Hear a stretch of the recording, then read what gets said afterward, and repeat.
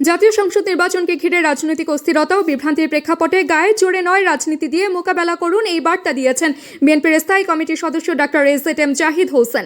শুক্রবার জাতীয় প্রেস ক্লাবে অনুষ্ঠিত গণতন্ত্র ও মানবাধিকার নিশ্চিতে জাতীয় সংসদ নির্বাচনের গুরুত্ব শীর্ষক আলোচনা সভায় তিনি এ মন্তব্য করেন। অনুষ্ঠানটি আয়োজন করে বিশ্ব মানবাধিকার সংস্থা বাংলাদেশের চিকিৎসা পরিষদ। ডক্টর জাহিদ হোসেন বলেন, নির্বাচন যদি বিলম্বিত হয় তাহলে লাভবান হবে পলায়নকৃত স্বৈরাচার।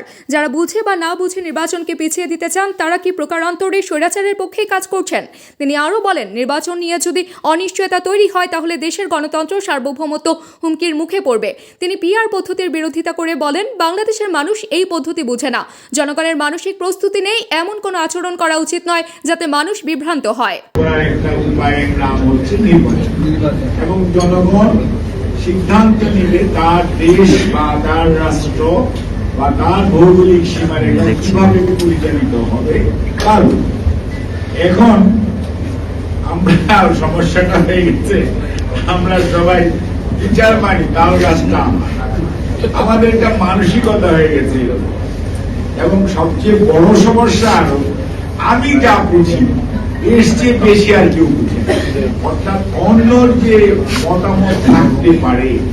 গণতন্ত্রের যে মেইন বিউটি, মত প্রকাশের স্বাধীনতা, সেই বিউটিটাই অনেক ক্ষেত্রে আমরা রাজনীতিবিদদের মধ্যে কেউ সবাই না।